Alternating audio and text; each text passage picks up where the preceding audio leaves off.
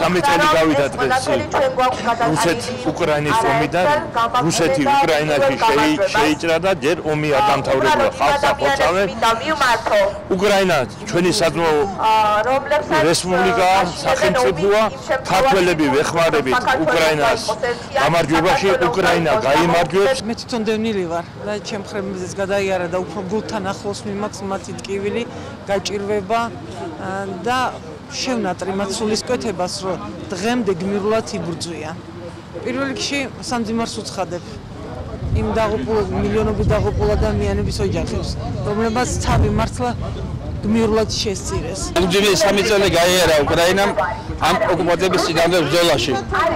ჩვენ ვუცხადებთ თანამდებობას, თანამდგომას და ჩვენ გავიარეთ ეს პროცესი უდიდესი 2008 წელი. უდიდესი პერიოდი გავიარეთ, უდიდესი დღეები გავიარეთ და ეს ქალაქი, საიდანაც ამ ინტერვიუს ვიძლევის არის ნაუმარ ნაბრძოლი ქალაქი.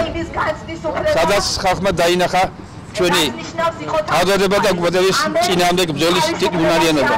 უკრაინა გაიმარჯვეს. ეს არის ადგილი რომელიც 2008 წელს იბომბებოდა რუსების მიერ. შესაბამისად ჩვენ ძალიან კარგად ვიცით და კარგად გვახსოვს რა არის რუსეთის აგრესია.